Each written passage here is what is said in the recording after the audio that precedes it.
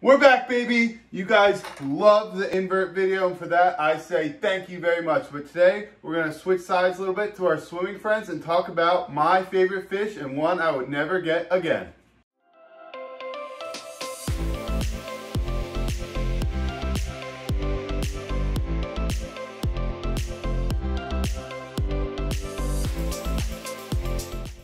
Coming in at number 5, we have the watchman goby, the fish that unfortunately passed away. R.I.P. I love that guy. That was also a really cool fish. I loved how it would find the holes and kind of sit in there. Very similar to a blenny, that goby was pretty easy to keep. I think the one I got actually wasn't in great health because it had that huge hole in its throat, but other than that, I highly recommend it. They have a ton of personality. They eat pretty much anything in the tank, so when you feed it, it'll be fine. And you can actually pair them with a pistol shrimp. In the other tank, the 25-gallon Peninsula, we're actually thinking about getting a type of goby and a pistol shrimp because they have a symbiotic relationship in nature, which is amazing to see because the pistol shrimp will dig a hole, the goby will watch it so that nothing eats the pistol shrimp. Amazing interaction, so maybe you'll see it. Coming in at number 4, we have Jimmy the cardinal fish, more specifically the pajama cardinal, because if I'm in PJs like this, why can't the tank be in PJs? They also come in the black and white variation. That's not called the pajama cardinal. I think they're just normal cardinals.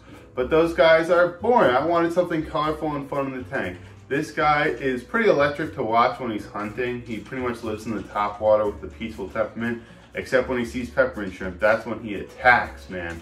I still lost all those peppermint shrimps, but other than that, really easy fish to keep. He doesn't cause too many issues. I did see him when I first added Tony 2 kind of attacking him, but now he's a peaceful keeper, doesn't do too much. They're really cool to keep in packs like you see at the fish store, or even a pair because they can breed. I'm pretty sure Jimmy is a male because of how his dorsal fin is set up with like the triangle almost, and it goes like up and across. I think females don't have that specific dorsal fin. But other than that, like I said, pretty cool fish. Wouldn't recommend like going out of your way to get it, but if you see 2 that look healthy, why not add them? They're pretty cool fish to have. Coming in at number 3, we have, you could probably guess it, Benny the Blenny. This guy is full of personality and he is a workhorse. If you guys can look at the tank right now, the hair algae I would say is 60 to 70% gone. And I've only had him about a month and a half, 2 months. This guy is happy. He always is going in and out of the rocks, and when I go over to feed the fish or look at him, he'll swim away, sit, and then watch me. And I'm like, what am I doing? I'm trying to give you guys food. And he just sits there, and then if I like duck down, he'll come out, pick up the rock, I pop my head up, away again. So super awesome personality, hilarious to watch. He's kind of like the clown of the tank, so that's why I relate to him a lot, because I'm the clown of reefing. But other than that, I would get one, especially if you have a hair algae problem. With this guy though, I would not recommend unless you have bigger or equivalent to 40 gallons or more, because this guy eats like a truck. I sometimes will supplement feed nori or some other type of algae just because he needs to eat, and if you had a small tank, you'd probably starve out. But other than that, highly recommend for a bigger tank. Sliding in at number 2, we have Tony 2. Tony 2, second position, second best in the tank. This guy is loaded with personality, let me tell you. For one, the Royal Grandma is an aesthetically pleasing fish. He's just very beautiful. He's grown really fast from when I got him and to now. He looks huge, really peaceful. I see him picking at the rocks sometimes to get copepods. He'll dig his own cave, which is kind of cool because at night he'll go into his home, go to bed, and then wake up the next morning. And sometimes he'll pick at Jimmy, but other than that, peaceful fish. Haven't had too many issues with him.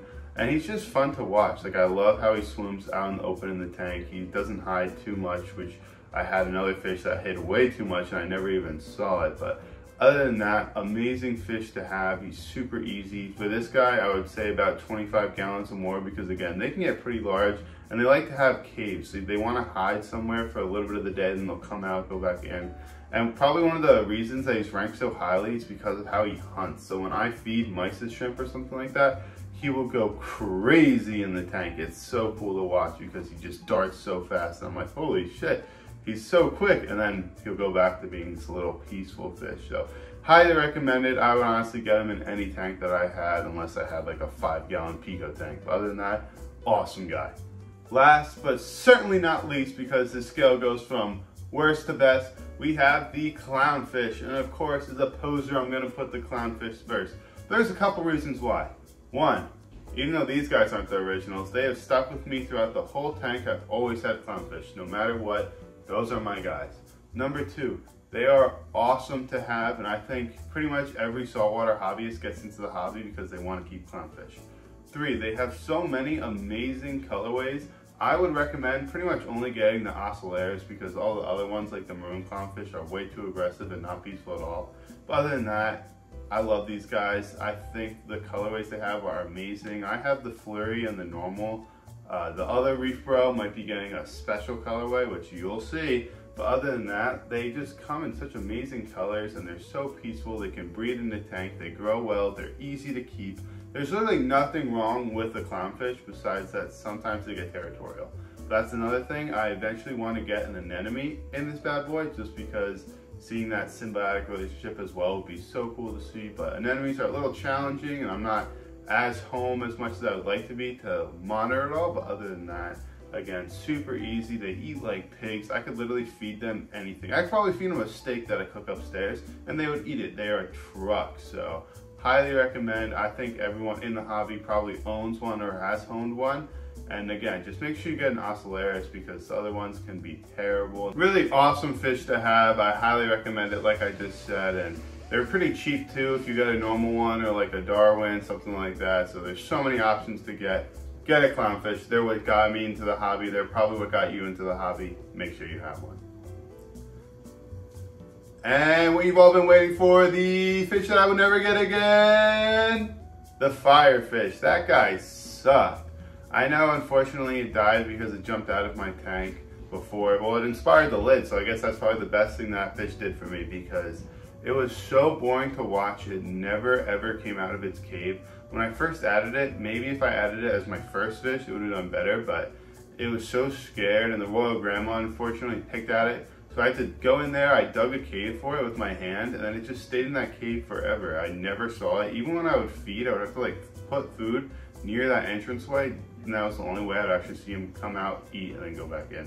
So I just think it was kind of a boring fish. It was kind of expensive for what you got. There's so many better options of a fish you could get, so I don't recommend it. He wasn't even that pretty, to be honest. He was just like a basic kind of normal fish. So I wouldn't buy one. I would save your money and look at something else. That brings me to my next point. I love the fish in here, but I definitely want to get more. So let me know what your favorite fish is and I'll be sure to take a look at it. I definitely want to add something else that adds a lot of personality to the tank. I can't unfortunately add tangs because this guy is way too small and they will outgrow it in 6 months at most.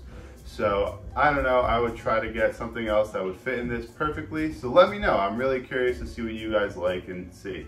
Other than that, Reef Bros out. Gotta go get a pump, baby. Please subscribe to my YouTube channel. And I need money for fish.